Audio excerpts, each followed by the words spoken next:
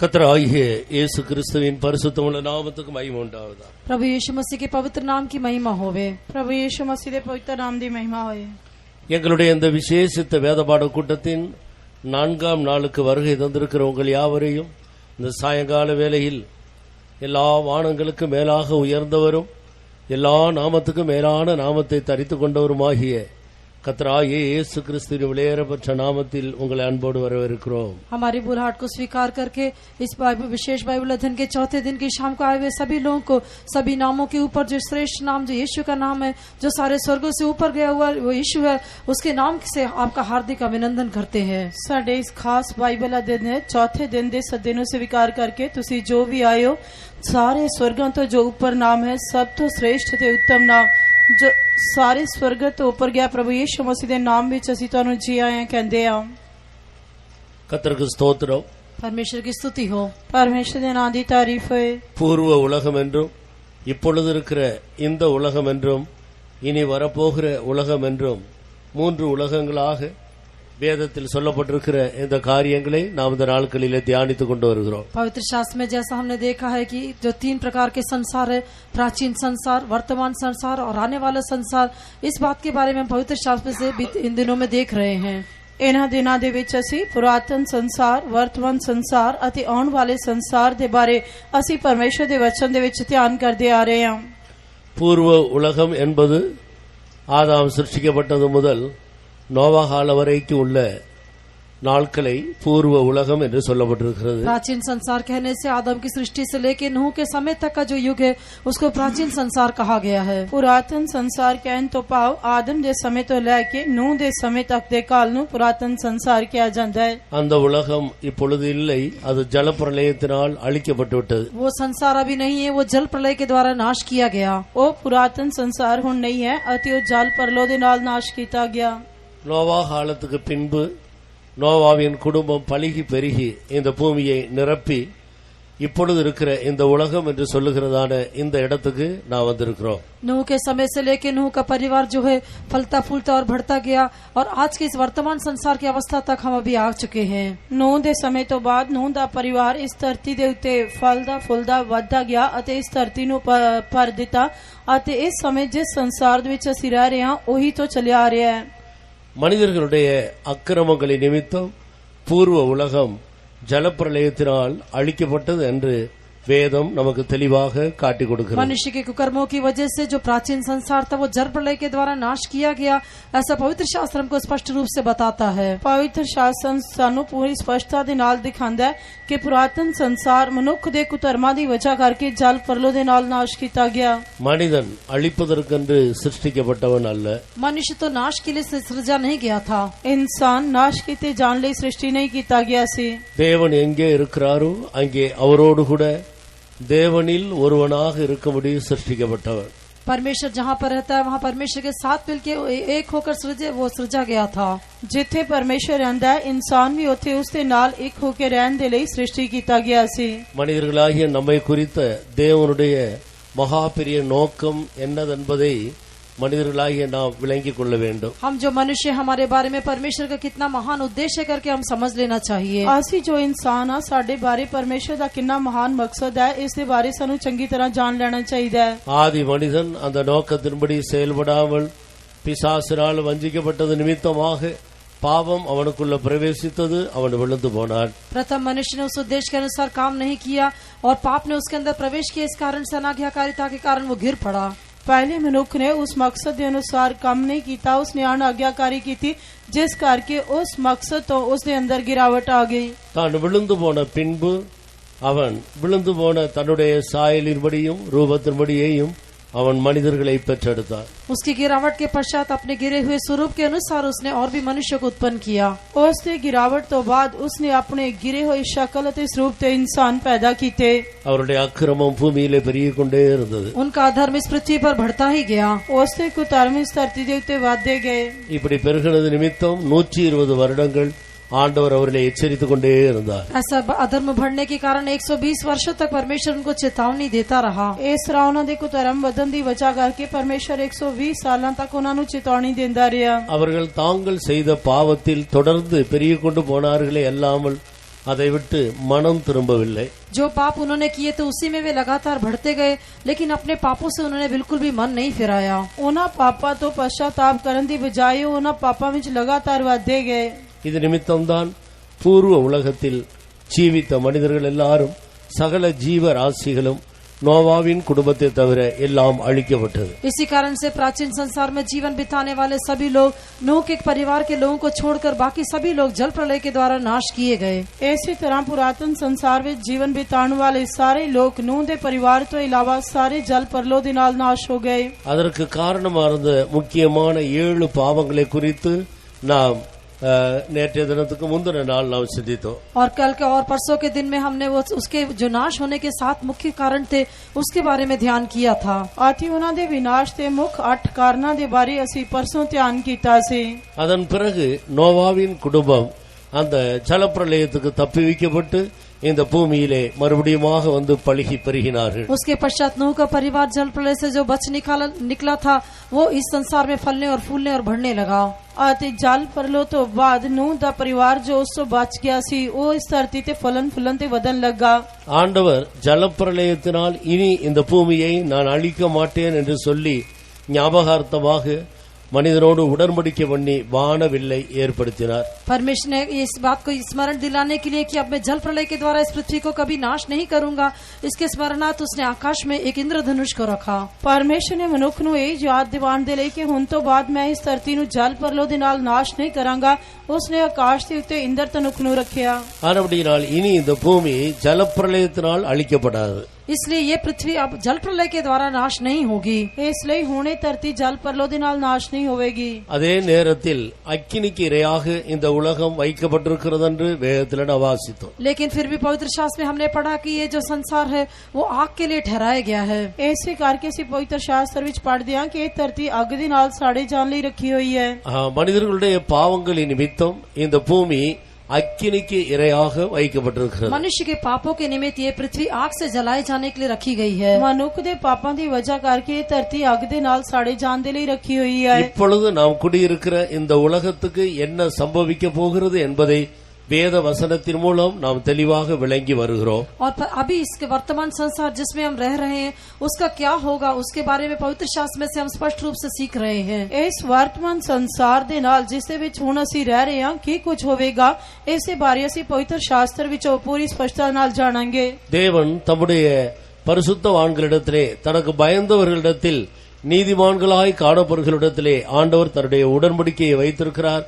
அவர்களுக்கு அவர் அதனுடைய ரகசியங்களை காட்டிக் கொடுக்கிறார். परमेश्वर का भय मानने वालों को और धर्मी लोगों जो सीधे और खरे लोग हैं उनके पास परमेश्वर अपनी वाचा को रखता है, उनके पास परमेश्वर अपने भेदों को प्रकट करता है। ਜਿਹੜੇ ਲੋਕ ਪਰਮੇਸ਼ਰ ਦਾ ਭੈ ਮੰਨਦੇ ਹਨ ਧਰਮੀ ਜੀਵਨ ਬਤੀਤ ਕਰਦੇ ਹਨ ਉਹਨਾਂ ਦੇ ਉੱਤੇ ਪਰਮੇਸ਼ਰ ਆਪਣੇ ਭੇਤਾਂ ਨੂੰ ਪ੍ਰਗਟ ਕਰਦਾ ਹੈ।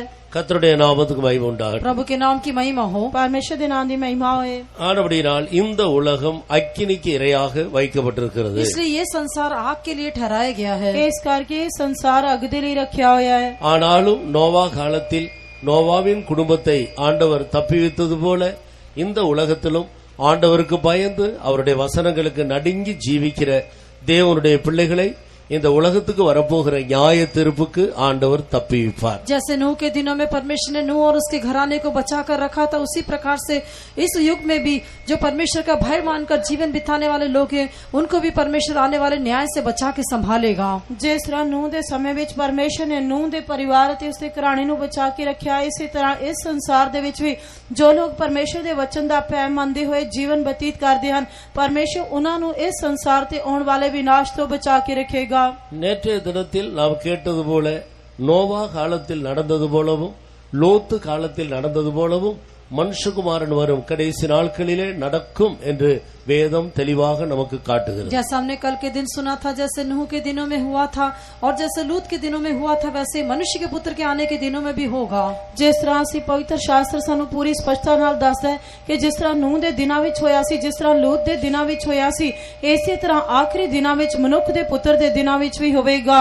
நோவா காலத்தில் காணப்பட்ட 7 பாவங்களும் லோத்து காலத்தில் காணப்பட்டதான 12 பாவங்களும் மொத்தம் 19 பாவங்களும் இந்த கடைசி நாட்களிலே மனிதர்கள் மத்தியில் அதிகமாய் காணப்படுகிறதை நான் பார்க்கிறோம். नूह के दिनों में दिखाई देने वाले वो 7 पाप और लूत के दिनों में दिखाई दिए हुए जो 12 पाप है, वो इस प्रकार से कुल 19 पाप जो है आज वर्तमान संसार में भी दिखाई देते हैं।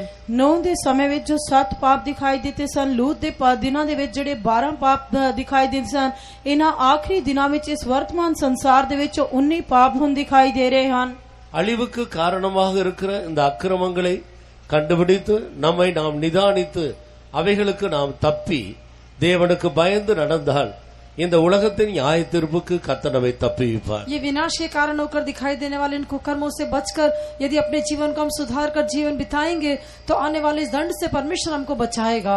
जेकर इस संसार ते उन्हां कुकर्मां दी वजह करके आने वाले न्याय तो बचन दे लई असीं परमेश्वर दा पैम मंनदे होए धर्मी जीवन बतीत करांगे तां परमेश्वर सानू इस संसार ते आने वाले विनाश च न्याय तो बचाएगा। இன்னும் ஒரு முறை நாம் பூமியை மாத்திரமல்ல வானத்தையும் பூமியையும் வெட்டாந்தரையும் சமுத்திரத்தையும் அசைப்பேன் என்று கர்த்தர் ஆகாயின் மூலமாய் தீர்க்க தரிசனமாக எடுத்து சொன்னதை நேற்றைய தினத்தில் நாம் படித்தோம். और परमेश्वर ने हागाई भविष्यद्वक्ता के द्वारा जो भविष्यवाणी की थी कि और एक बार मैं आकाश और पृथ्वी और समुद्र और स्थल सबको कंपित करूंगा या सबको हिलाऊंगा, वो हमने कल के दिन ध्यान किया था। कल च सरासी हजे दी किताब दे विचों परमेश्वर दे वचन दे उत्ते ध्यान कीता सी कि परमेश्वर कहंदा है कि हुण थोड़ी जी देर विच मैं केवल धरती नूं नहीं सगों आकाश नूं समुद्र नूं ते जल थल नूं फिर हिला देवांगा। கர்த்தருடைய வார்த்தையின்படியே இந்த உலகம் சீக்கிரத்திலே அசைக்கப்பட போகிறது। परमेश्वर के वचन के अनुसार ये संसार बहुत जल्दी हिलाए जाने वाला है। परमेश्वर के वचन के अनुसार ये संसार बहुत जल्दी हिलाया जाने वाला है। இந்த வானமும் அசைக்கப்பட போகிறது। ये आकाश भी हिलाया जाएगा। एक आकाश भी हिलाया जाएगा। பூமியை பார்க்கிலும் 3 மடங்கு பெரிதாக இருக்கிறதான சமுத்திரம் அசைக்கப்பட போகிறது। पृथ्वी से 3 गुना बड़ा होकर दिखाई देने वाला समुद्र भी हिलाया जाएगा। इस धरती तो 3 गुना बड़ा जो समुद्र है वो भी हिलाया जाएगा। இதை விஞ்ஞானிகள் இன்றைக்கு மிக எளிதாக அது உண்மைதான் என்று ஒத்துக்கொள்கிறார்கள்।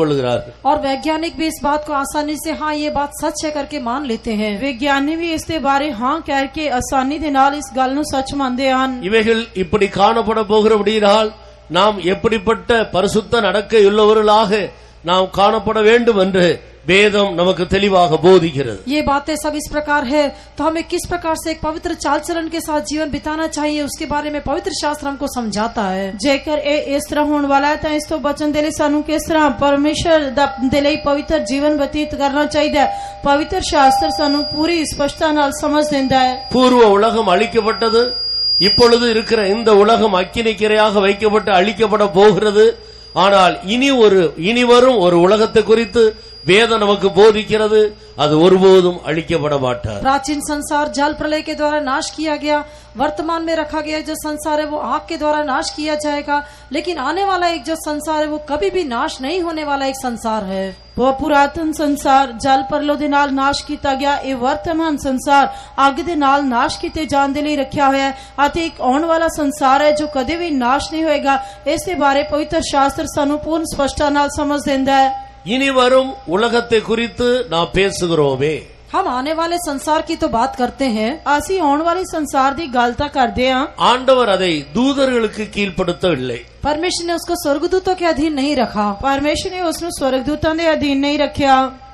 எபிரேயருக்கு எழுதின நிருபம் 2ஆம் அதிகாரம் इब्रानियों की पत्री 2 अध्याय। इब्रानियों की पत्री 2 अध्याय 5வது வசனத்தை வாசி। 5वां वचन पढ़े। 5, 6 2 வசனங்களை வாசி। 5वां और 6वां वचन। 5 से 6 वचन पढ़ांगे।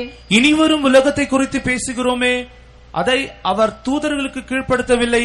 ஒரு இடத்திலே ஒருவன் சாட்சியாக, மனுஷரை நீ நினைக்கிறதற்கும் மனுஷனுடைய குமாரனை நீர் விசாரிக்கிறதற்கும் அவன் எம்மாத்திரம்। ਉਹਨੇ ਤਾਂ ਆਉਣ ਵਾਲੇ ਸੰਸਾਰ ਨੂੰ ਜਿਹਦੀ ਅਸੀਂ ਗੱਲ ਕਰਦੇ ਹਾਂ ਦੂਤਾਂ ਦੇ ਮਹਤੀਤ ਨਹੀਂ ਕੀਤਾ, ਪਰ ਕਿਸੇ ਨੇ ਕਿਤੇ ਇਹ ਦੇ ਸਾਖੀ ਦਿੱਤੀ, ਇਨਸਾਨ ਕੀ ਹੈ ਜੋ ਤੂੰ ਉਹਨੂੰ ਚੇਤੇ ਵਿੱਚ ਲਿਆਵੇਂ, ਜਾਂ ਆਦਮੀ ਜਾਇਆ ਕੀ ਹੈ ਜੋ ਤੂੰ ਉਸ ਉੱਤੇ ਨਿਗਾਹ ਕਰੇ। இனி வரும் உலகத்தை குறித்து நாம் பேசுகிறோமே, हम आने वाले जगत की चर्चा करते हैं। हुण असीं आने वाले संसार दे बारे गल करते हैं। அதை அவர் தூதர்களுக்கு கீழ்ப்படுத்தவில்லை। उसे उसने स्वर्गदूतों के अधीन नहीं किया। पर परमेश्वर ने उसनु दूतां दे मतहत नहीं किया। அப்படியானால் அது யாருக்காக வைக்கப்பட்டிருக்கிறது? यदि ऐसा है तो वो किसके लिए रखा गया है? जेकर इस तरह तो किसके लिए रखा गया है? மனிதனை நீ நினைக்கவும் மனித குமாரனை விசாரிக்கவும் அவன் எம்மாத்திரம். मनुष्य क्या है कि तू उसकी सुधि लेता है, या मनुष्य का पुत्र क्या है कि तू उसके ऊपर दृष्टि करता है. इंसान की है जो तू उन्हें चेते विच लियावे, या आदमी जाया की जो तू उस उते निगाह करे. இனி வரும் உலகம் மனிதனுக்காக வைக்கப்பட்டிருக்கிறது என்று வேத வசனம் நமக்கு தெளிவாக சொல்லிக் கொடுக்கிறது. पवित्र शास्त्र में स्पष्ट रूप से बताता है कि ये जो आने वाला संसार है वो मनुष्यों के लिए रखा गया है. पवित्र शास्त्र सानू पूर्ण स्पष्टता नाल दसदा है कि आने वाला संसार इंसान दे लिए रखा गया है. இனி வரும் அந்த உலகம் ஒருபோதும் அசைக்கப்படாததாக இருக்கும். आने वाला ये जो संसार है वो कभी भी हिलाया नहीं जाएगा. आते आने वाला संसार दे बारे ये भी समझ है कि वो कदे भी हिलाया नहीं जाएगा. எபிரேயர் 12ஆம் அதிகாரம் 28வது வசனத்தை நான் வாசிக்கும் பொழுது, इब्रानियों की पत्री 12 अध्याय का 28वें वचन में जब हम पढ़ते हैं, ज्यादा से इब्रानियों की पत्री 12 अध्याय 28 वचन पढ़ते हैं. இனி வரும் உலகம் அசைக்கப்படாத ராஜ்யம் என்று எழுதப்பட்டிருக்கிறது. ये जो आने वाला संसार है वो न हिलने वाला राज्य करके लिखा गया है. इस तरह लिखा है कि आने वाला संसार एक ना हिलाया जाने वाला राज्य है. इस तरह लिखा गया है. வாசியுங்கள். पढ़ेंगे. ஆதலால் அசைவில்லாத ராஜ்யத்தை பெறுவர்களாகிய நாம் பயத்தோடும் பக்தியோடும் தேவனுக்கு பிரியமாய் ஆராதனை செய்யும்படி கிருபையை பற்றிக் கொள்ள கடவோம். सो जदों सानू एक राज मिलिया जेड़ा हलाया नहीं जांदा, तां आओ असीं धन्नवाद करिए, जिस करके असीं भक्ति अते पैर नाल परमेश्वर दी ओ उपासना करिए जो ओ दे मन भावे.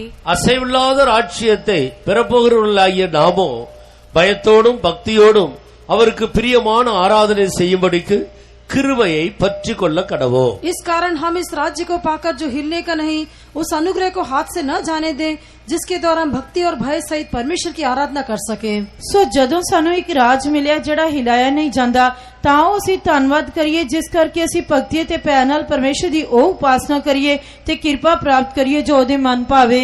13ஆம் அதிகாரம் 14வது வசனத்தில் வாசிக்கும் பொழுது, 13वें अध्याय का 14वें वचन में हम पढ़ते हैं. 13 अध्याय का 14 वचन पढ़न दे समय, நிலையான நகரம் நமக்கு இங்கே இல்லை, வரப்போகிறதையே நாடி தேடுகிறோம். क्यों जो साडा इथे कोई अस्थिर रहने वाला शहर नहीं है, सगों असीं आउण वाले शहर नूं भालदे हां. நிலையான நகரம் நமக்கு இங்கே இந்த பூமியில் இல்லை. यहाँ इस पृथ्वी पर हमारे लिए कोई भी स्थिर रहने वाला नगर नहीं है. साडा इथे धरती उते कोई स्थिर रहने वाला शहर नहीं है. வரப்போகிறதையே நாடி தேடுகிறோம். हम आने वाले नगर की खोज में है. सगों असीं आउण वाले शहर नूं भालदे हां. எனவே நிலையான நகரம் ஒன்று உண்டென்றும் அது இந்த பூமியில் எங்கும் இல்லை என்றும் அது இனி வரப்போகிறது என்றும் இந்த வேத வசனம் தெளிவுபடுத்துகிறது. इसलिए पवित्र शास्त्र में स्पष्ट रूप से बताता है कि एक आने वाला नगर है, वो इस पृथ्वी पर नहीं है, वो इस पे ये पृथ्वी का नगर जो स्थिर रहने वाला नगर नहीं है. इस करके पवित्र शास्त्र सानू स्पष्ट तरह दसदा है कि एक आने वाला शहर है. इस धरती उते जो शहर है ये साडा कोई स्थिर शहर नहीं है. நீங்கள் ஏசாயாவின் தீர்க்கதரிசன புத்தகம் 26ஆம் அதிகாரம் 3வது வசனத்தை வாசித்தால், यशायाह भविष्यद्वक्ता की पुस्तक 26वें अध्याय का 3रा वचन में पढ़ के देखने से, ये शायद ही किताब 26 अध्याय उसका 3 वचन पढ़न दे नाल சத்தியத்தை கைக்கொண்டு வருகிற நீதி உள்ள ஜாதி உள்ளே பிரவேசிப்பதற்காக வாசலை திறவுங்கள் என்று எழுதப்பட்டிருக்கிறதை நான் வாசிக்கிறோம். दूसरे वचन में हम पढ़ते हैं, फाटकों को खोलो कि सच्चाई का पालन करने वाली एक धर्मी जाति प्रवेश करे. दूजे वचन दे विच असीं पढ़दे हां कि फाटक खोलो, भई धर्मी कौम जिहड़ी वफादारी दी पालना करदी है अंदर आवे. வாசியுங்கள். சத்தியத்தை கைக்கொண்டு வருகிற நீதியுள்ள ஜாதி உள்ளே பிரவேசிப்பதற்காக வாசல்களை திறவுங்கள். फाटक खोलो, भई धर्मी कौम जिहड़ी वफादारी दी पालना करदी है अंदर आवे. எனவே இந்த வேத வசனங்களை எல்லாம் நாம் நிதானித்து அறியும் பொழுது, जब हम परमेश्वर के वचनों को जांच कर जान लेते हैं, ज्यादा से परमेश्वर दे वचन नु जांच के समझ लेंदे हां, இது அசைவில்லாத ராஜ்யம் என்று அறிகிறோம். हम जान लेते हैं कि वो न हिलने वाला राज्य है. तां असीं जान लेंदे हां कि वो एक ना हिलाया जाने वाला राज है. இது நிலையான நகரம் என்று அறிகிறோம். और ये एक स्थिर नगर है. आते एक स्थिर शहर है.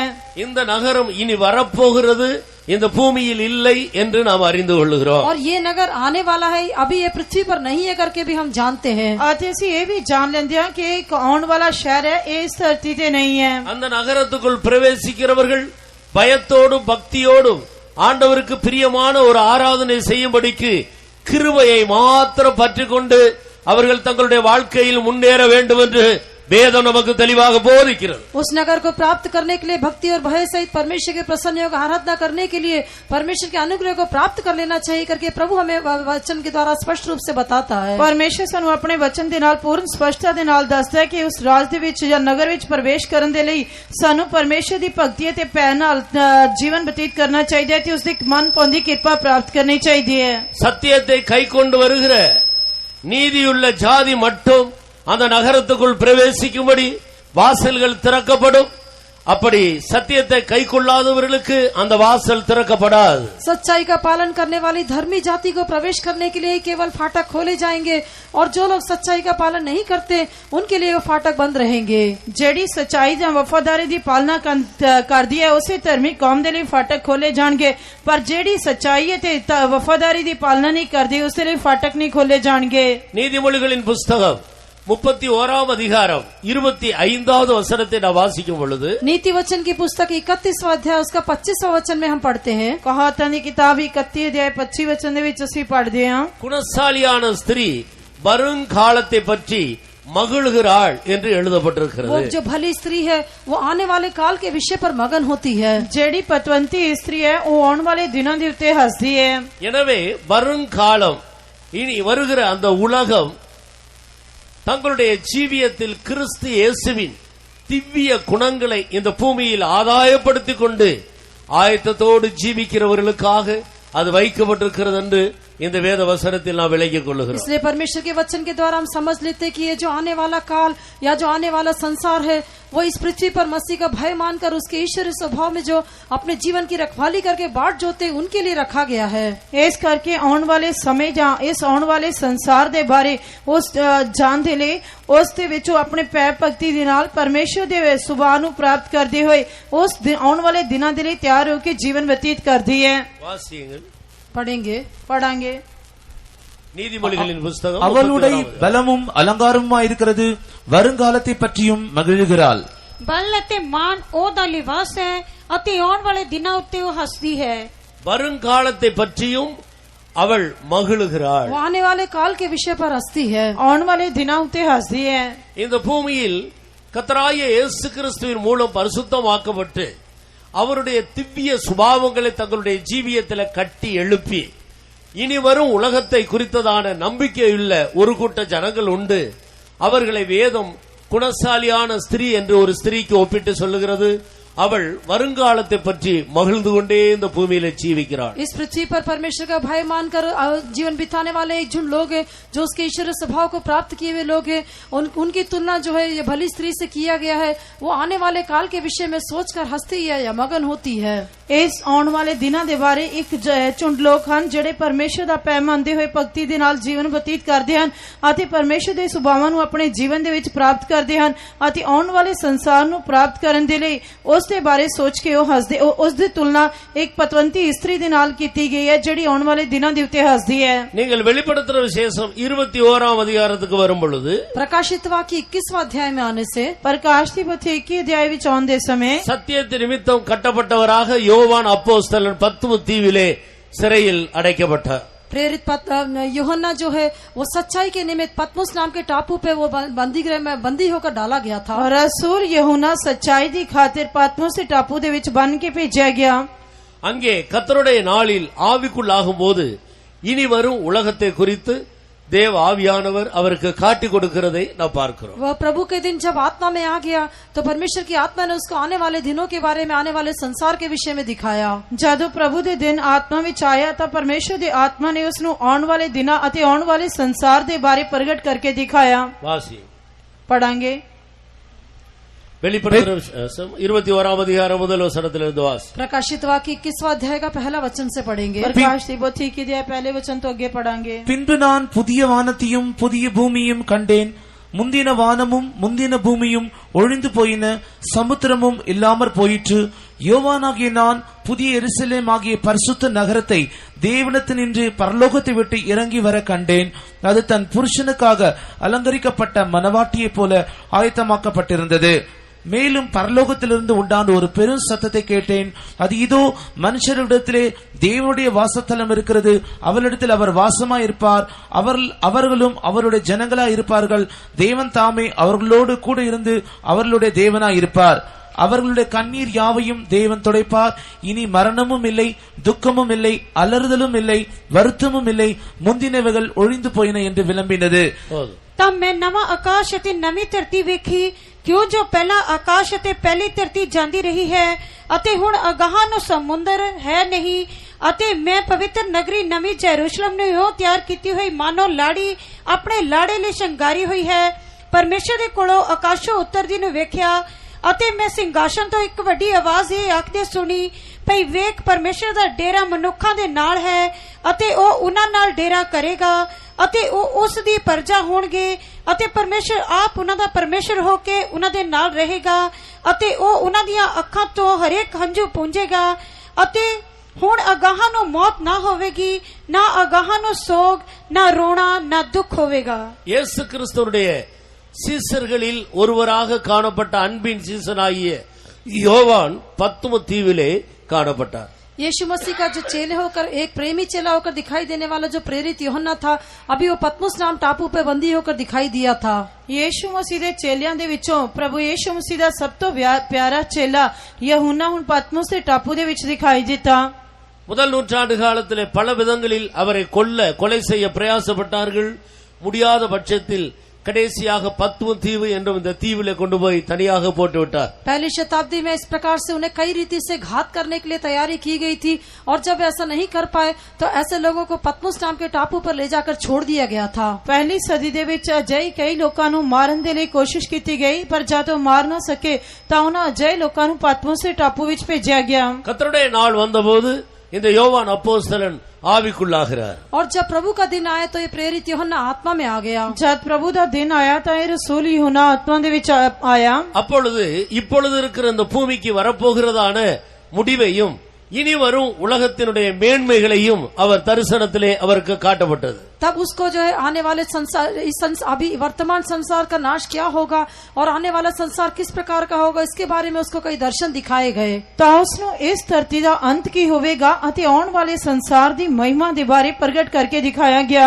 யோவானாகிய நான் புதிய வானத்தையும் புதிய பூமியையும் கண்டேன்। मैं यूहन्ना ने नया आकाश और नई पृथ्वी को देखा। तब मैं यूहन्ना ने नवे आकाश से नवी धरती देखी। புதிய எருசலேமாகிய பரிசுத்த நகரம் பரலோகத்தை விட்டு தேவனிடத்திலிருந்து இறங்கி வருகிறதை நான் கண்டேன்। फिर मैंने पवित्र नगर नई यरूशलेम को स्वर्ग पर से परमेश्वर के पास से उतरते देखा। आते मैं पवित्र नगरी नवी यरूशलेम नो आकाशों परमेश्वर दे कोलों उतरदी नु वेख्या। அது தன் புருஷனுக்காக அலங்கரிக்கப்பட்ட மணவாட்டிக்கு ஒப்பாக இருந்தது। वो उस दुल्हन के समान थी जो अपने पति के लिए श्रृंगार किए हो। आते एवं तैयार कीती हुई इसी की मानो लाड़ी अपने लाड़े लिए सिंगारी हुई है। முந்தின வானமும் முந்தின பூமியும் ஒளிந்து போயிற்று, சமுத்திரமும் இல்லாமல் போயிற்று। पहला आकाश और पहली पृथ्वी जाती रही और समुद्र भी नहीं रहा। क्यों जो पहला आकाश से पहली धरती जाती रही थी हुण अगान समुद्र है नहीं। இந்த சத்தியங்களை தேவனுடைய பிள்ளைகளாகிய நீங்கள் அறிந்து அதை விசுவாசித்து இந்த தேசத்தில் உள்ள மற்ற ஜனங்களுக்கும் அறிவிக்க வேண்டும், அது நம்மேல் விழுந்த கடமையாக இருக்கிறது। ये सच्चाई को आप जानकर समझकर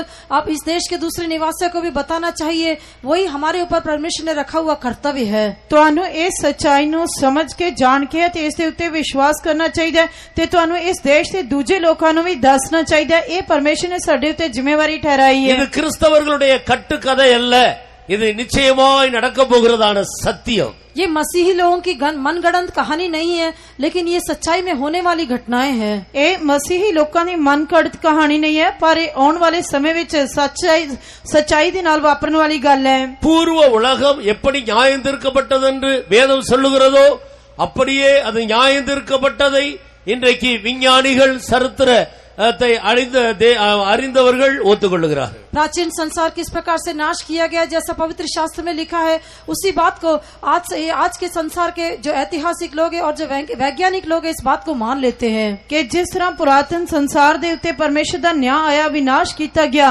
इसी तरह इस वर्तमान संसार दे नाल की होने वाला है, ये विज्ञानी अते इतिहासकार मानते हैं। இன்றைக்கு இருக்கிற இந்த வானத்துக்கும் பூமிக்கும் சமுத்திரத்துக்கும் என்ன சம்பவிக்க போகிறது, பூமியின் குடிகளுக்கு என்ன சம்பவிக்க போகிறது என்பதை வேதம் தெளிவாக எச்சரித்துக் கொண்டு வருகிறது। இது வெகு சீக்கிரத்திலே நடக்க போகிறது இதையும் கூட வேதத்தை படித்தவர்களும் நன்றாக பூமியை ஆராய்ச்சி பண்ணி கொண்டிருக்கிற விஞ்ஞானிகளும் இது நடப்பதற்கு சாத்தியம் உண்டு என்று ஒத்துக்கொள்ளுகிறார்கள். और ये वर्तमान में दिखाई देने वाला आकाश और पृथ्वी और इसमें रहने वाले जो मनुष्य उन सबका क्या होगा उसके बारे में भी पवित्र शास्त्र को जांच कर देखने वाले कई जो पंडितों ने भी इसके बारे में ठीक प्रकार से बताया है। और साथ ही साथ इस संसार की जो जांच पड़ताल करने वाले कई वैज्ञानिक भी इस बात को ठीक है करके मान लेते हैं। ਅਤੇ ਇਸ ਵਰਤਮਾਨ ਸਮੇਂ ਦੇ ਵਿੱਚ ਆਕਾਸ਼ ਅਤੇ ਧਰਤੀ ਦੇ ਨਾਲ ਕੀ ਕੁਝ ਹੋਣ ਵਾਲਾ ਹੈ ਅਤੇ ਇਸ ਦੇ ਉੱਤੇ ਜੋ ਰਹਿ ਰਹੇ ਹਨ ਇਹਨਾਂ ਦੇ ਨਾਲ ਕੀ ਕੁਝ ਹੋਵੇਗਾ, ਇਸੇ ਬਾਰੇ ਬਹੁਤ ਸਾਰੇ ਵਿਗਿਆਨੀ ਲੋਕ ਅਤੇ ਇਤਿਹਾਸਕਾਰ ਵੀ ਇਸ ਗੱਲ ਨੂੰ ਮੰਨਦੇ ਹਨ। இப்பொழுது நாம் பார்த்த இந்த பல வசனங்களிலிருந்து இனி ஒரு உலகம் உண்டென்றும் அது சீக்கிரத்தில் வரப்போகிறது என்றும் நாம் தெளிவாக விளங்கிக் கொள்கிறோம்। अभी हमने जो वचनों को देखा उसके द्वारा हम समझ सकते कि और भी एक आने वाला संसार है और वो बहुत शीघ्र ही आने वाला है। ਅਤੇ ਵਚਨ ਜਿਹੜੇ ਹੁਣ ਅਸੀਂ ਪੜ੍ਹੇ ਹਨ ਇਸ ਤੋਂ ਅਸੀਂ ਸਮਝ ਸਕਦੇ ਹਾਂ ਕਿ ਇੱਕ ਸੰਸਾਰ ਆਉਣ ਵਾਲਾ ਹੈ ਅਤੇ ਉਹ ਬਹੁਤ ਜਲਦੀ ਆਉਣ ਵਾਲਾ ਹੈ। இனி ஒரு உலகம் உண்டு, அது தூதர்களுக்குரியதல்ல, மனிதனுக்குரியது। और एक संसार है वो स्वर्गदूतों के लिए नहीं है लेकिन वो मनुष्यों के लिए रखा गया है। ਇੱਕ ਹੋਰ ਆਉਣ ਵਾਲਾ ਸੰਸਾਰ ਹੈ ਉਹ ਸਵਰਗ ਦੂਤਾਂ ਦੇ ਲਈ ਨਹੀਂ ਸਗੋਂ ਮਨੁੱਖ ਦੇ ਲਈ ਰੱਖਿਆ ਗਿਆ ਹੈ। அது அசைக்கப்படாத ராஜ்யம், वो न हिलने वाला एक राज्य है, ਉਹ ਨਾ ਹਿਲਾਇਆ ਜਾਣ ਵਾਲਾ ਰਾਜ அது है, நிலையான நகரம்। वो एक स्थिर नगर है। वो स्थिर नगर है। ஆனபடியினால் அதை சுதந்திரிக்கும்படியாக நாம் கிருபையை பற்றிக் கொள்ள வேண்டும்। और इसलिए उसके हकदार बनने के लिए हमें अनुग्रह को प्राप्त करना चाहिए। ਇਸ ਕਰਕੇ ਉਸਦੇ ਹੱਕਦਾਰ ਬਣਨ ਦੇ ਲਈ ਸਾਨੂੰ ਕਿਰਪਾ ਪ੍ਰਾਪਤ ਕਰਨੀ ਚਾਹੀਦੀ ਹੈ। சத்தியத்தை கை கொண்டு வருகிற நீதியுள்ள ஜாதி மட்டும்தான் அதில் பிரவேசிக்கும் என்று வேதம் தெளிவாக சொல்லுகிறது। पवित्र शास्त्र स्पष्ट रूप से बताता है सच्चाई का पालन करने वाली धर्मी जाति ही केवल उसके अंदर प्रवेश करेगी। ਪਵਿੱਤਰ ਸ਼ਾਸਤਰ ਪੂਰੀ ਸਪਸ਼ਟਤਾ ਨਾਲ ਦੱਸਦਾ ਹੈ ਕਿ ਸੱਚਾਈ ਦੀ ਪਾਲਣਾ ਕਰਨ ਵਾਲੀ ਧਰਮੀ ਕੌਮ ਹੀ ਉਸਦੇ ਵਿੱਚ ਪ੍ਰਵੇਸ਼ ਕਰੇਗੀ। சத்தியமாவது எது?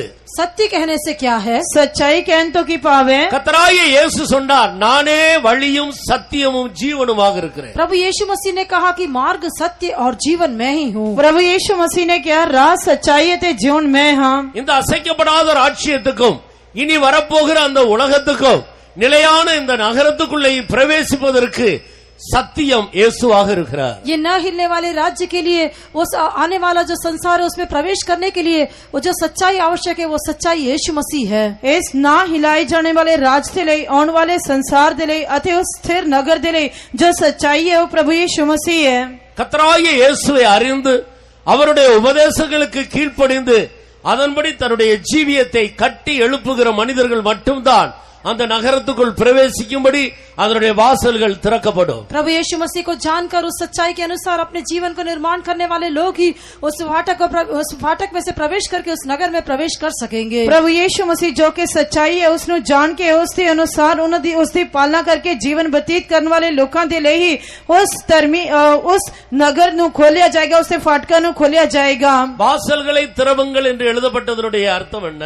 फाटकों को खोलो ऐसा कहने से अर्थ क्या है? फाटका नु खोलो ऐसा की अर्थ है இனி வரும் உலகத்தை வேதம் நமக்கு நான்காக பிரித்து காட்டுகிறது। आने वाले संसार हमें पवित्र शास्त्र में उसके बारे में 4 भागों में बांट कर दिखाता है। आने वाला संसार जेड़ा है उसने 4 भागों में वंड के दसिया गया है। पवित्र शास्त्र दसदा है ஒன்று புதிய பூமி, पहला नया पृथ्वी, एक नवी धरती, மற்றொன்று புதிய வானம், और एक नया आकाश, अति दूजा नवा आकाश, மற்றொன்று புதிய எருசலேம், फिर नया यरूशलेम, अति तीजा नवा यरूशलेम, நான்காவது அதற்குள் இருக்கிறதான சியோன், और चौथा उसके अंदर दिखाई देने वाला सियोन, अति चौथा उसके अंदर रहने वाला सियोन। இதற்கு அப்பாற்பட்ட இன்னொரு நித்திய ராஜ்யம் உண்டு, அது நித்திய நரகம்। इसके अलावा और एक नित्य राज्य है वो नित्य नरक है। अति इस तो अलावा एक सदीपक राज है तो सदीपक नरक है। இந்த 4 புதிய பூமி, புதிய வானம், புதிய எருசலேம், சியோன் என்கிற இந்த 4க்குள் பிரவேசிக்காதவர்கள் அனைவரும் இந்த 5வது காணப்படுகிற நித்திய நரகத்துக்குள்ள போக வேண்டும்। ये 4 भाग होकर दिखाई देने वाले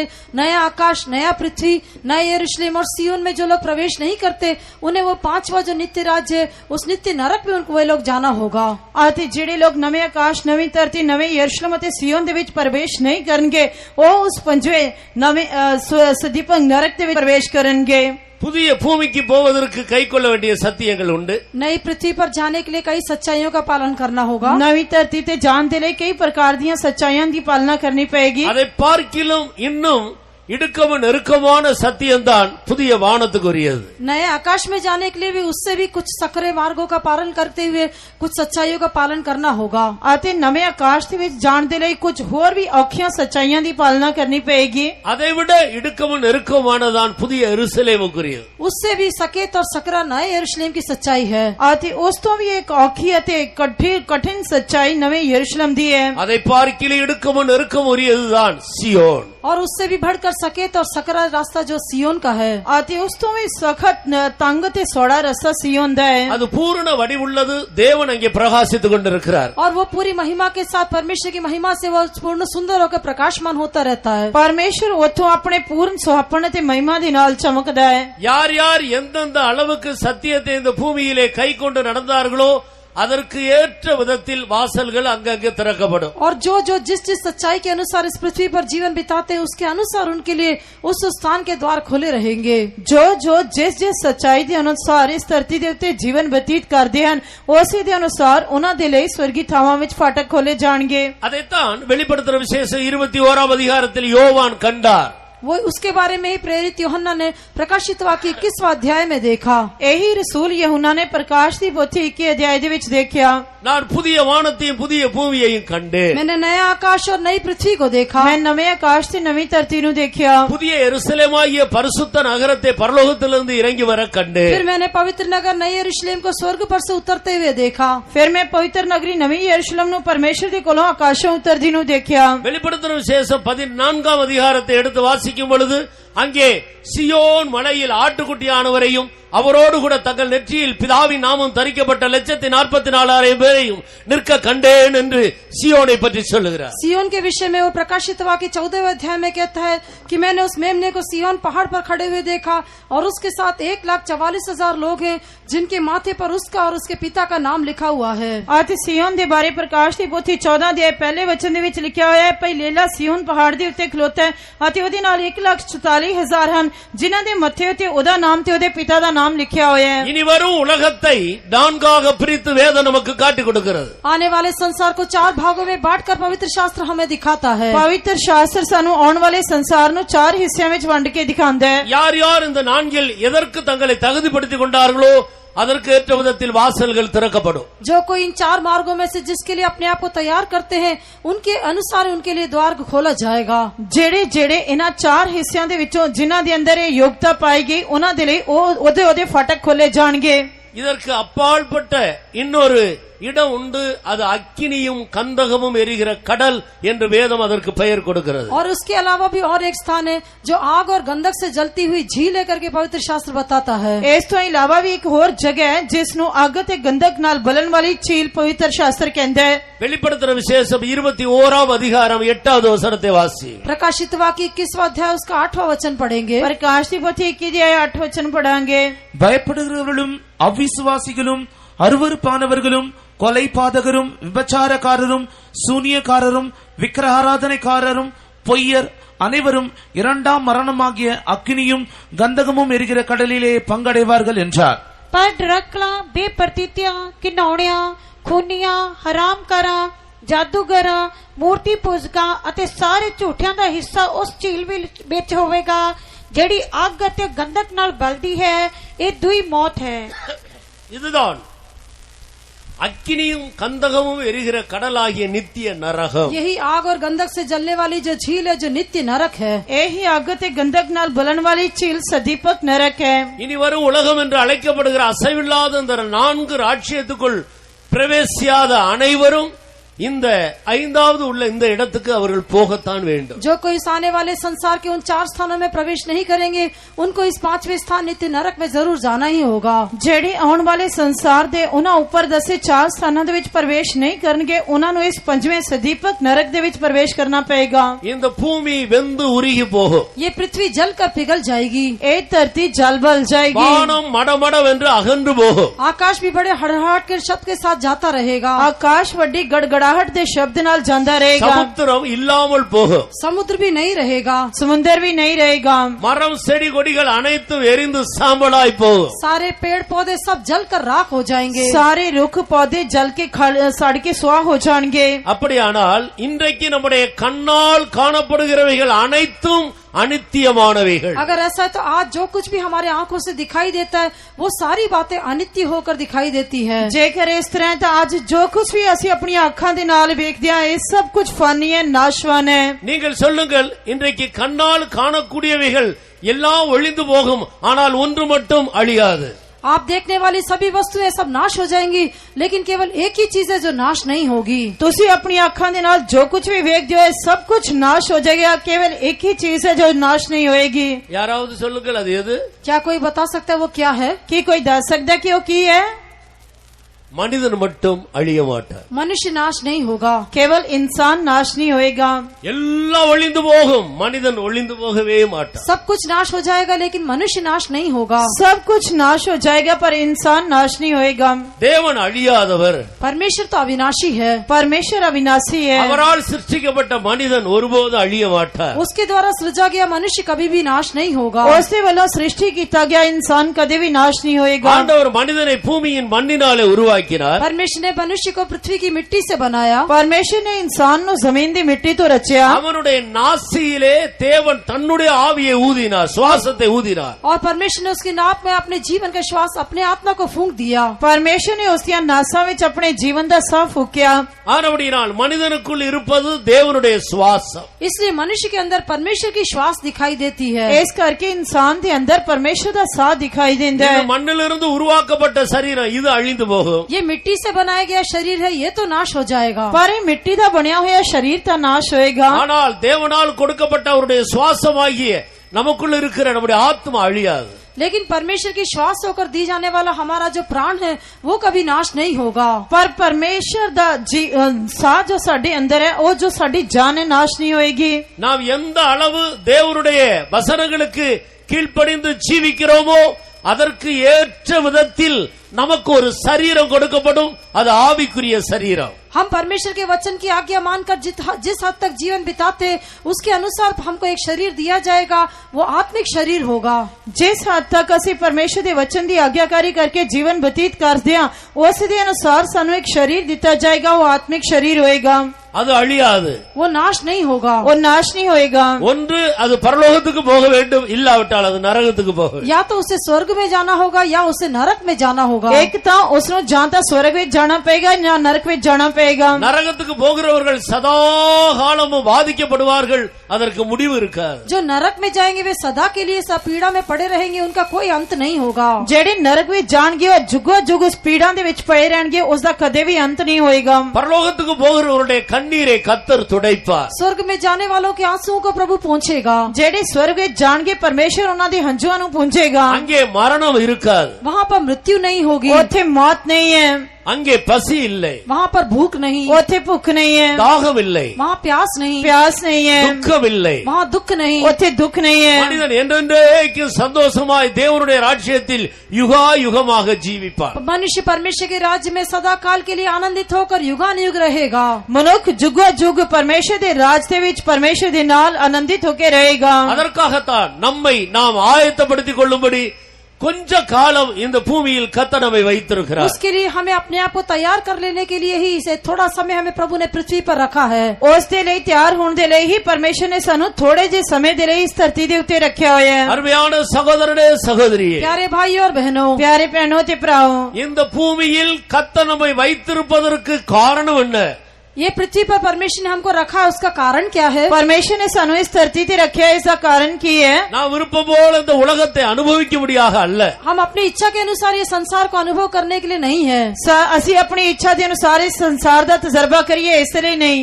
இந்த பூமியில ஒரு பெரிய ஆட்களாக நாம் மாற வேண்டும் என்று அல்ல, ये संसार में हम कोई बड़ा इंसान बनने के लिए नहीं है। इस संसार दे विच असी कोई महान व्यक्ति बनने दे लिए नहीं है। இனி வரப்போகிற உலகத்துக்குள்ளே நாம் பிரவேசிக்கும்படி நம்மை தகுதிப்படுத்திக் கொள்ளும்படியாக மட்டும் ஆண்டவர் இந்த பூமியில நம்மை வைத்திருக்கிறார். आने वाले संसार में हम जाने के योग्य बन जाने के लिए, अपने आप को योग्य बनाने के निमित्त ही प्रभु ने हमें इस पृथ्वी पर रखा है। परमेश्वर ने सानू इस धरती ते उस आने वाले संसार दे विच प्रवेश होने दे योग बनने दे लिए रखा हुआ है। நான் ஒரு என்ஜினியராக வேண்டும் என்பது ஆண்டவருடைய பிளான் இல்லை. हम इंजीनियर बनना चाहिए, ये परमेश्वर की योजना नहीं है। असी इंजीनियर बनने चाहिए, परमेश्वर की योजना नहीं है। நான் ஒரு டாக்டராக வேண்டும் என்பது அல்ல ஆண்டவருடைய நோக்கம். हम कोई डॉक्टर बनना चाहिए वो परमेश्वर की योजना नहीं है। ਅਸੀਂ ਇੱਕ ਡਾਕਟਰ ਬਣਨੇ ਚਾਹੀਦੇ ਆ, ਇਹ ਕੋਈ ਪਰਮੇਸ਼ਰ ਦਾ ਮਕਸਦ नहीं है। நான் ஒரு அரசியல்வாதியாக மாற வேண்டும் என்பதல்ல, हम कोई राजनीतिक नेता बनना चाहिए वो प्रभु की योजना नहीं है। ਅਸੀਂ ਕੋਈ ਸਿਆਸਤਦਾਨ ਬਣਨੇ ਚਾਹੀਦੇ ਆ, ਇਹ ਪਰਮੇਸ਼ਰ ਦੀ योजना नहीं है। நான் ஒரு பெரிய ஐஸ்வர்யவானாக வேண்டும் என்பதும் ஆண்டவருடைய நோக்கம் हम அல்ல। कोई बड़े धनवान बनना चाहिए वो भी परमेश्वर की योजना नहीं है। मैं कोई बड़ा धनी व्यक्ति बनना चाहिए, हाँ ये भी कोई परमेश्वर की मर्जी नहीं है। நாம் இந்த பூமியிலே ஒரு வீரனாக மாற வேண்டும் என்பதும் ஆண்டவருடைய நோக்கம் அல்ல। इस पृथ्वी पर हमें कोई शूरवीर बनना वो भी परमेश्वर की योजना नहीं है। मैं इस धरती के उत्ते एक सूरवीर बनना चाहिए, हाँ ये भी परमेश्वर की योजना नहीं है। ஐஸ்வர்யவான் ஆக வேண்டும் என்று நீ விரும்பாதே என்றுதான் வேதம் சொல்லுகிறது। पवित्र शास्त्र कहता है कि तू धनवान बनने का आग्रह मत कर। परमेश्वर का वचन कहता है कि तू धनी बनने की इच्छा ना कर। வீரனுடைய கால்களிலே தேவன் பிரியமா இருக்க மாட்டார் என்றுதான் வேதம் தெளிவாக சொல்லுகிறது। पवित्र शास्त्र हमें स्पष्ट रूप से बताता है कि परमेश्वर वीरों के पैर से प्रसन्न नहीं होता। परमेश्वर का वचन पूरी स्पष्टता नाल कहता है कि परमेश्वर बलवाना दे पैरों तो खुश नहीं हुंदा। அதிக படிப்பு உடலுக்கு இளைப்பு என்றுதான் சொல்லுகிறது। और अधिक पढ़ाई देह को थका देती है ऐसा भी कहा गया है। अते ये भी कहा गया है कि बहुत ज्यादा पढ़ाई देर नूं थका देंदी है। அறிவு பெருத்தவன் நோவு பெருத்தவன் என்று சொல்லுகிறது। அறிவு பெருத்தவன் नोव பெருத்தவன், जिसके अंदर समझ अधिक बढ़ गई तो बीमारी भी अधिक बढ़ गई ऐसा कहा गया है। इस तरह कहा गया कि जिसके अंदर ज्यादा ज्ञान है उसमें ज्यादा बीमारी भी है। ஆனபடியால் இந்த பூமியில் கர்த்தர் நம்மை வைத்திருப்பதற்கு अनेक நோக்கங்கள் அல்ல, ஒரே ஒரு நோக்கம்। इसलिए परमेश्वर ने हमें इस पृथ्वी पर रखा, उसके कई अनेक उद्देश्य नहीं है लेकिन एक ही उद्देश्य है। परमेश्वर ने सानू इस धरती के उत्ते रखा, इसके लिए उसके बहुत सारे मकसद नहीं है, केवल एक ही मकसद है। நானும் நீங்களும் ஒரு பரிசுத்தவானாக பரிபூர்ண தேவ சித்தம் செய்கிற மனிதர்களாக மாற வேண்டும் என்ற ஒரே நோக்கத்தோடு கர்த்தர் நம்மை இந்த பூமியில வைத்திருக்கிறார்। मैं और आप जो है एक पवित्र संत होकर बदलना चाहिए, परमेश्वर की इच्छा करने वाले होकर बदलना चाहिए, उस एक ही उद्देश्य के साथ परमेश्वर ने हमें इस पृथ्वी पर रखा है। परमेश्वर ने सानू केवल एक ही मकसद दे नाल इस धरती दे उत्ते रखा है कि असी परमेश्वर दी तरह दे समान पवित्र अते सिद्ध संत बनने चाहिए। 50வது சங்கீதம் 5வது வசனத்தை வாசி। भजन संहिता 50 उसका 5वां वचन पढ़े। जबूर 50 उसका 5वां वचन पढ़ाएंगे। பலியினாலே என்னோடு உடன்படிக்கை பண்ணின என்னுடைய பரிசுத்தவான்களை என்னிடத்தில் கூட்டுங்கள் என்றார்। मेरे संतान मेरे कोल इकट्ठा करो जिन्ना मेरे नाल बलिदान दे रही नेम बन्या है। ஆண்டவர் சீக்கிரம் வரப்போகிறார்। प्रभु बहुत जल्दी आने वाला है। प्रभु बहुत छेती आने वाला है। இனி வரும் உலகம் வெளிப்பட போகிறது। आने वाला संसार भी प्रकट होने वाला है। आने वाला संसार भी प्रकट होने वाला है। அந்த ராஜ்யத்துக்குள்ளே மனிதர்களை சேர்க்கும்படி கர்த்தராகிய இயேசு மத்திய வானத்துல வரப்போகிறார்। उस राज्य में मनुष्य को इकट्ठा करने के लिए प्रभु यीशु मसीह मध्य आकाश में आने वाला है। उस राज विच अपने संतानों इकट्ठा करने दे लिए प्रभु यीशु मसीह बदला विचकार होने वाला है। அவர் வரும்போது யாரை கூட்டுங்கள் என்பார்? वो जब आएगा तो किसको इकट्ठा करेगा? वो आने समय किसको इकट्ठा करेगा? இந்த பூமியில கொடுக்கப்பட்ட நாட்களில் கஷ்டப்பட்டு அதிகம் பணம் சம்பாதித்த பணக்காரர்களை கூட்டுங்கள் என்று சொல்ல மாட்டார்। वो ऐसा नहीं कहेगा कि इस पृथ्वी पर अधिक कष्ट उठाकर अधिक पैसा कमाए हुए लोगों को इकट्ठा करो। वो ये नहीं कहता कि इस धरती के उत्ते जिन्होंने बहुत मेहनत या कष्ट उठा के पैसा इकट्ठा किया है उन्होंने इकट्ठा करो। அதிகம் படித்த அறிவாளிகளை கூட்டுங்கள் என்று சொல்ல மாட்டார்। अधिक पढ़े लिखे समझदार लोगों को इकट्ठा करो ऐसा भी नहीं कहेगा। ये भी नहीं कहेगा कि ज्यादा पढ़े लिखे थे बुद्धिमानों को इकट्ठा करे। வீரர்களை கூட்டுங்கள் என்று சொல்ல மாட்டார்। शूरवीरों को इकट्ठा करो ऐसा भी नहीं कहेगा। ये भी नहीं कहता कि सूरवीरों को इकट्ठा करो। உலகத்திலே அழகானவர்களை கூட்டுங்கள் என்று சொல்ல மாட்டார்। संसार के सुंदर लोगों को इकट्ठा करो ऐसा भी नहीं कहेगा। ये भी नहीं कहता कि संसार के सुंदर लोगों को इकट्ठा करो। இன்னைக்கு சிறு பிள்ளைகள் முதல் கொண்டு பெரியவர்கள் வரைக்கும் வயதானவர்கள் கூட क्रिकेट விளையாண்டு கொண்டிருக்கிறார்। आज छोटे बच्चों से लेकर बुजुर्गों को देखने से वे सभी लोग क्रिकेट के शौकीन रहते हैं। आज छोटे बच्चों तो लेके बुजुर्ग व्यक्तियों तक देखो तो सारे क्रिकेट के शौकीन हैं।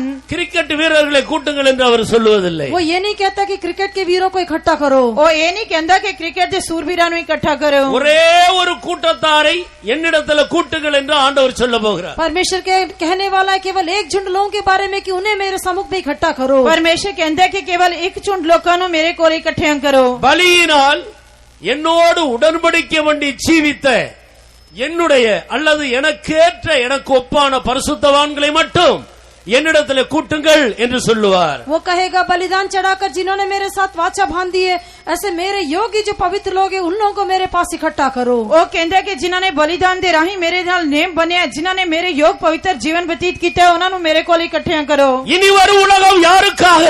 आने वाला संसार किसके लिए रखा गया? आने वाला संसार किससे लिए है? இயேசுவோடு இந்த பூமியில் இருந்த நாட்களில் இயேசுவோடு அவருக்கு ஏற்ற விதத்தில் தங்களுடைய சரீரத்தை ஒப்பு கொடுத்து உடன்படிக்கை பண்ணி பரிசுத்தமாய் ஜீவித்த பரிசுத்தவான்களுக்காக उन पवित्र लोगों के लिए जिन्होंने इस संसार में रहने के समय यीशु के साथ वाचा बांधकर एक पवित्र जीवन बिताया है। केवल उन्हां लोकां दे लिए जिन्हां ने इस धरती दे उत्ते रहन दे समय परमेश्वर दे नाल नेम बन के पवित्र जीवन व्यतीत कीता है, केवल उन्हां दे लिए। இதை உண்மை என்று ஒத்துக்கொள்ளுகிறவர்கள் கரங்களை உயர்த்தி ஒரு அல்லேலூயா சொல்லுவோமா? ये सच्चा है, सत्य है ऐसा बोलने वाले हाथ उठाकर हालेलुया बोलिए। जेड़ी सच्चाई हैं उस देरी अर्पण कर देने इस तरह कहने वाले हाथ खड़े करो।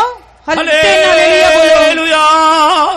கர்த்தருடைய நாமத்துக்கு மகிமை உண்டாகட்டும்। प्रभु के नाम की महिमा हो। परमेश्वर के नाम की महिमा होए। இனி வரும் உலகம் ஒரே ஒரு கூட்டத்தாருக்காக, आने वाला संसार केवल एक झुंड के लिए है। आने वाला संसार केवल एक झुंड लोगों के लिए है। அருமையான சகோதரனே சகோதரியே, प्यारे भाइयों प्यारे बहनों, प्यारे बहनों ते भराओ, இனி வரும் உலகம் ஒரே ஒரு கூட்டத்தாருக்காக, आने वाला संसार केवल एक झुंड लोगों के लिए है। आने वाला संसार केवल एक झुंड लोगों के लिए है। பலியினால் என்னோடு உடன்படிக்கை பண்ணி எனக்கு ஏற்ற பரிசுத்தமாய் ஜீவித்தவர்களை என்னிடத்திலே கூட்டுங்கள் என்று அவர் சொல்லுவார்। वो कहेगा जिन्होंने बलिदान चढ़ाकर मुझसे वाचा बांध दिया से पवित्र लोगों को मेरे लिए इकट्ठा करो। वो कहेगा कि जिन्होंने बलिदान दे राही मेरे नाल नेम बन के पवित्र जीवन व्यतीत किया है उन्होंने मेरे को इकट्ठा करो। எல்லாரும் ஒரு நிமிடம் கண்களை மூடுவோம்। सभी लोग 1 मिनट के लिए अपनी आंखें बंद करें। सारे लोग 1 मिनट के लिए अपनी आंखों बंद करो। இந்த நாட்களில் நாம் எதை நோக்கி ஓடிக்கொண்டிருக்கிறோம்? इन दिनों में हम किस बात की ओर देखकर दौड़ रहे हैं? इन्हां दिनां दे विच असीं किस मकसद दे नाल दौड़ रहे हैं? பணத்துக்கு பின்னால ஓடிக்கொண்டிருக்கிறோமா? क्या हम पैसे के पीछे भाग रहे कि हैं? ऐसी पैसे के पीछे दौड़ रहे हैं? நிறைய சம்பாதிக்க வேண்டும் என்ற எண்ணத்தோடு ஓடிக்கொண்டிருக்கிறோமா? अधिक कमाना ऐसा सोच के भागते रहते हैं क्या? कि ऐसी कमाई के बारे सोच के उसके पीछे दौड़ दिया? நல்ல ஒரு வீரனாக மாற வேண்டும் என்று क्या ஓடிக்கொண்டிருக்கிறோமா? एक वीर बनना ऐसा बोलकर दौड़ते रहते हैं क्या? जहाँ से बहुत ही सूरवीर ताकतवर बनना है सोच के दौड़ रहे हैं? ஒரு கல்விமானாக மாற வேண்டும் என்று ஓடிக்கொண்டிருக்கிறோமா? एक विद्वान बनना है ऐसा सोचकर दौड़ते हैं क्या? कि ऐसी एक विद्वान बनने के लिए दौड़ रहे हैं? நாம் எதற்கு பின்னாலே ஓடிக்கொண்டிருக்கிறோம்? हम किस बात के पीछे भाग रहे ऐसे हैं? किस गल दे पीछे दौड़ रहे हैं? இரவும் பகலும் நாம் எப்படி இந்த பூமியில காணப்பட வேண்டும் என்று நம்முடைய மனதிலே சிந்தை இருக்கிறது। रात और दिन हम किस प्रकार दिखाई देना चाहिए ऐसा हमारे मन में विचार है। ਅਸੀਂ रात दिन इस धरती ते किस तरह दिखाई देने चाहिए साडे मन दे विच की विचार है? இது மனம் திரும்ப வேண்டிய ஒரு நேரம்। ये मन फिराने का एक समय है। ए मन तौबा करने का एक समय है। நாம் ஏற்கனவே ரட்சிக்கப்பட்ட விசுவாசிகளும் ஊழியக்காரர்களுமாக இருந்தாலும் हम चाहे हमने पहले से उद्धार पाए होगा ऐसे सेवक और विश्वासी हम हो सकते हैं। ਅਸੀਂ ਪਹਿਲਾਂ ਤੋਂ ਹੀ ਮੁਕਤੀ ਪ੍ਰਾप्त ਕੀਤੇ ਹੋਏ ਸੇਵਕ ਅਤੇ ਵਿਸ਼ਵਾਸੀ ਹੋ ਸਕਦੇ ਹਾਂ। நம்முடைய அழைப்புக்கும் தெரிந்து கொள்ளுதலுக்கும் ஏற்ற விதத்தில் நம்முடைய மனதை ஒழுங்குபடுத்திக் கொண்டு நாம் ஓடாமல் இருந்தால் நாம் மனம் திரும்ப வேண்டிய நேரம் இது। यदि हमारी बुलाहट और चुनाव के अनुसार जीवन बिताने के बिना यदि हम रहते हैं तो हमें मन फिराने का समय यही है। ਜੇਕਰ ਅਸੀਂ ਆਪਣੇ ਸੱਦੇ ਤੇ ਚੁਣੇ ਜਾਣੇ ਪੱਕਿਆਂ ਕੀਤੇ ਬਿਨਾ ਰਹਿ ਰਹੇ ਹਾਂ ਤਾਂ ਆਪਣੀ ਤੋਬਾ ਕਰਨ ਦਾ ਹੁਣੀ ਸਮਾਂ ਹੈ। ரோமர் 12 அதிகாரம் முதல் 2 வசனங்களை வாசியுங்கள்। रोमियो की पत्री 12 अध्याय का पहले 2 वचन पढ़ेंगे। रोमियो की पत्री 12 अध्याय पहले 2 वचन पढ़ांगे। அப்படி இருக்க சகோதரரே, நீங்கள் உங்கள் சரீரங்களை பரிசுத்தமும் தேவனுக்கு பிரியமான ஜீவ பலியாக ஒப்புக் கொடுக்க வேண்டும் என்று தேவனுடைய இரக்கங்களை முன்னிட்டு உங்களை வேண்டிக் கொள்ளுகிறேன். இதுவே நீங்கள் செய்யத்தக்க புத்தியுள்ள ஆராதனை. நீங்கள் இந்த பிரபஞ்சத்திற்கு ஒத்த வேஷம் தெரியாமல் தேவனுடைய நன்மையும் பிரியமும் பரிபூர்ணமான சித்தம் இன்னதென்று பகுத்தறியத்தக்கதாக உங்கள் மனம் புதிதாகிறதுனாலே மறுரூபமாகுங்கள்। सो हे प्रभु, मैं परमेश्वर दी रहमतां दी खातर ਤੁਹਾਡੇ ਅੱਗੇ ਬੇਨਤੀ ਕਰਦਾ ਹਾਂ ਕਿ ਤੁਸੀਂ ਆਪਣੀਆਂ ਦਈਆਂ ਨੂੰ ਜਿਉਂਦਾ ਅਤੇ ਪਵਿੱਤਰ ਅਤੇ ਪਰਮੇਸ਼ਰ ਨੂੰ ਭਾਉਂਦਾ ਬਲੀਦਾਨ ਕਰਕੇ ਚੜਾਵੋ। ਇਹ ਰੂਹਾਨੀ ਬੰਦਗੀ ਹੈ ਅਤੇ ਇਸ ਯੁੱਗ ਦੇ ਰੂਪ ਜਿਹੇ ਨਾ ਬਣੋ, ਸਗੋਂ ਆਪਣੀ ਬੁੱਧ ਦੇ ਨਵੇਂ ਹੋਣ ਕਰਕੇ ਹੋਰ ਸਰੂਪ ਵਿੱਚ ਬਦਲਦੇ ਜਾਓ ਤਾਂ ਜੋ ਤੁਸੀਂ ਸਿਆਣ ਲਵੋ ਕਿ ਪਰਮੇਸ਼ਰ ਦੀ ਚੰਗੀ ਅਤੇ ਮਨ ਭਾਉਂਦੀ ਅਤੇ ਪੂਰੀ ਇੱਛਾ ਕੀ ਹੈ। பைபிள் இருக்கிற எல்லாரும் இந்த வசனங்களை எடுத்து வைத்துக் கொள்ளுங்க। जिसके पास पवित्र शास्त्र सब लोग ये वचन निकालिए। जिन्हां दे कोल बाइबल है वो सारे इस वचन नु कढो। ரோமர் 12 அதிகாரம் முதல் 2 வசனங்கள்। रोमियो की पत्री 12 अध्याय का पहला और दूसरा वचन। रोमियो की पत्री 12 अध्याय पहले 2 वचन। நம்முடைய வலது கரத்தை அந்த வசனத்தின் மேல் வைப்போமா? हमारा दाहिने हाथ को उस वचन के ऊपर हम रखेंगे। सारे अपना सज्जा हाथ उस उन्होंने वचना दे उत्ते रखो। எல்லாரும் கண்களை மூடுவோம்। सभी अपनी आंखों को बंद करेंगे। सारे अपनी आंखों नु बंद करो। பரிசுத்த பவுல் சபையாரை பார்த்து சொல்லுகிறார், प्रेरित पौलुस कलीसिया को देखकर कहता है, रसूल पौलुस कलीसिया नु देख के कहंदे அப்படி இருக்க சகோதரரே, इसलिए हे भाइयों, इसलिए हे भरावो, நீங்கள் உங்களுடைய சரீரங்களை பரிசுத்தமும் தேவனுக்கு பிரியமுமான ஜீவ பலியாக ஒப்புக்கொடுங்கள்। तुम अपने शरीरों को जीवित और पवित्र और परमेश्वर को भावता हुआ बलिदान करके चढ़ाओ। तुसी अपनियां देहियां नु जिउंदा ते पवित्र ते परमेश्वर नु पाउंदा बलिदान करके चढ़ाओ। இதுவே நீங்கள் செய்யத்தக்க புத்தியுள்ள ஆராதனை। यही तुम्हारी एक आत्मिक सेवा है। यही तुम्हारी रूहानी बंदगी है। ஒரு மனிதன் தன்னுடைய சரீரத்தை அனுதினமும் பரிசுத்த ஜீவியத்துக்கு நேராக நடத்தி கொண்டு போகாமல் இருந்தால் அவன் செய்கிற ஆராதனை எல்லாம் बुद्धि इल्लाद आराधने। एक मनुष्य यदि अपने आत्मिक जीवन को ठीक प्रकार से आगे नहीं बढ़ाता तो वो जो आराधना करता है वो बुद्धि के साथ की नहीं की जाने वाली आराधना है। जेकर एक व्यक्ति ठीक तरीके दे नाल अपने जीवन नु या अपनी देह नु पवित्रता विच रखे बिना उसकी आराधना कर दे तो एक बुद्धिहीन आराधना है। இந்த பிரபஞ்சத்துக்கு இந்த உலகத்துக்கு ஒத்த வேஷத்தை நாம் நம்முடைய சரீரத்தில் தரிக்க கூடாது। हमें इस संसार के सदृश वेश अपने शरीर में धारण नहीं करना चाहिए। सानू इस संसार दे स्वरूप जो है या इस संसार दे फैशन जो नहीं बदलना चाहिए। தேவனுடைய நன்மையும் பிரியமும் பரிபூரணமான சித்தம் என்ன என்று பகுத்தறிய வேண்டும்। परमेश्वर की भली भावती और सिद्ध इच्छा क्या है वो हमें जान लेना चाहिए। परमेश्वर दे मन पौंदी सिद्ध अते उसकी पूरी इच्छा की है सानू जान लेना चाहिए। தேவ சித்தத்தை எந்த அளவு பகுத்தறிகிறோமோ அந்த அளவு நம்முடைய மனது புதிதாக்கப்பட்டு கொண்டே இருக்கும்। परमेश्वर की इच्छा क्या है करके जिस हद तक हम जांच कर जान लेंगे उतना हमारा मन नया होता जाएगा। ऐसे जिस हद तक परमेश्वर की इच्छा नु जान लवांगे उस हद तक साडा मन नवा हुंदा जाएगा। அதற்கு ஏற்ற விதத்தில் நம்முடைய ஜீவியத்தில் மாற்றங்கள் நடந்து கொண்டே இருக்கும் और उसके अनुसार ही हमारे जीवन में बदलाव होता रहेगा। आते उसी दे अनुसार साडे जीवन में तब्दीली हुंदी रहेगी। நாம் ஒவ்வொரு நாளும் இயேசுவுடைய சாயலுக்கு ஒப்பாய் மாறிக்கொண்டே இருப்போம்। हम हर एक दिन यीशु मसीह के स्वरूप के अनुसार बदलते जाएंगे। ऐसे हर रोज प्रभु यीशु मसीह के स्वरूप ते बदलते जावांगे। இந்த பூமியில் ஆண்டவர் நம்மை வைத்திருப்பதற்கு ஒவ்வொரு மனிதரையும் வைத்திருப்பதற்கு ஒரே ஒரு காரணம் என்றால் அது இதுதான்। इस पृथ्वी पर परमेश्वर ने हम हर एक को रखा है उसका एक ही कारण यही है। परमेश्वर ने सानू सबनु इस धरती दे उत्ते रखा उसका केवल एक कारण यही है। நம்முடைய கைகளை அந்த வசனங்களிலே வைப்போமா। इस वचन के ऊपर अपने हाथों को हम रखें। तुसी अपने हाथ से ना वचना दे उत्ते रखो। மற்றொரு கரத்தை கர்த்தருக்கு நேராக வானத்துக்கு நேராக உயர்த்துவோமா। और अपने दूसरे हाथ को परमेश्वर की ओर आकाश की ओर उठाएंगे। आते अपने दूसरे हाथ नु आकाश के वाल परमेश्वर के वाल चुकाएंगे। ஆண்டவரே இந்த வசனத்தின்படி ஜீவிக்க என் சரீரத்தை நான் ஒப்புக்கொடுக்கிறேன்। हे परमेश्वर इस वचन के अनुसार जीवन बिताने के लिए अपने शरीर को मैं सौंप देता हूँ। परमेश्वर इस वचन के अनुसार जीवन व्यतीत करने के लिए मैं अपने शरीर को अर्पण करता हूँ। இதற்கு மாறாக என்னுடைய சரீரத்தில் என்னுடைய ஜீவியத்திலே காணப்படுகிற எல்லாவற்றையும் என்னை விட்டு நீர் அகற்ற வேண்டும்। इसके विपरीत दिखाई देने वाली सारी बातों को मेरे जीवन से मेरे शरीर से तू दूर कर दे।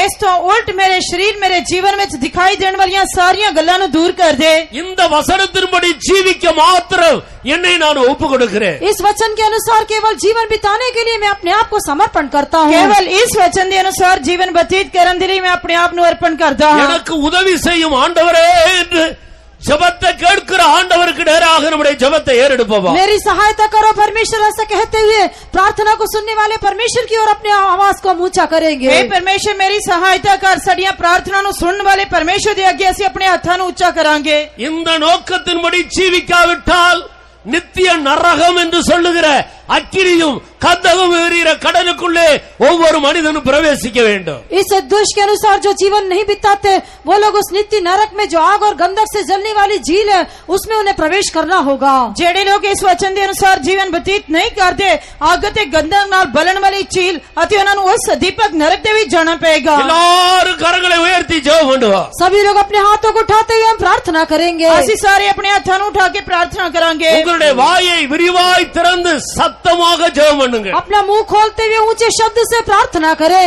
अपने मुंह नु खोल के ऊंची आवाज से नाल प्रार्थना करांगे। கர்த்தராகிய இயேசு சரீரத்தில் இருந்தபோது பலத்த சத்தத்தோடு கண்ணீரோடு ஜெபம் பண்ணினார்। அவருடைய ஜெபம் கேட்கப்பட்டது। प्रभु यीशु मसीह ने अपने देह में रहने के दिनों में ऊंचे शब्द से पुकार पुकार कर आंसू बहा के प्रार्थना की और उसकी प्रार्थना सुन ली गई। प्रभु यीशु मसीह ने अपनी देह दे रहन में दिनों दे विच ऊंची आवाज दे नाल रो रो के ताहा मार मार के प्रार्थना की थी अते उसकी प्रार्थना दी वजह करके उसकी सुनी गई। ஓ ஜெபத்தை கேட்கிற ஒரு தெய்வம் நம்மை பார்த்து கொண்டே இருக்கிறார்। प्रार्थना को सुनने वाला परमेश्वर हमारे हाथ को देख रहा है। प्रार्थना नु सुनने वाला परमेश्वर साडे हाथों नु देख रहे हैं। நீதிமான்களுடைய கூப்பிடுதலுக்கு அவருடைய செவிகள் கவனமாய் திறந்திருக்கிறது। धर्मियों की पुकार के लिए उसके कान खुले हुए दिखाई देते हैं। धर्मियों की पुकार के लिए उसके कान खुले हुए दिखाई देते हैं। ஓ ஷபாலா ரபகதுரவா லாரியா பௌசினே கினா இலபகதுரவா துரவா லாரியா பௌத்துரா। ஆண்டவரே உமக்கு ஸ்தோத்திரம்।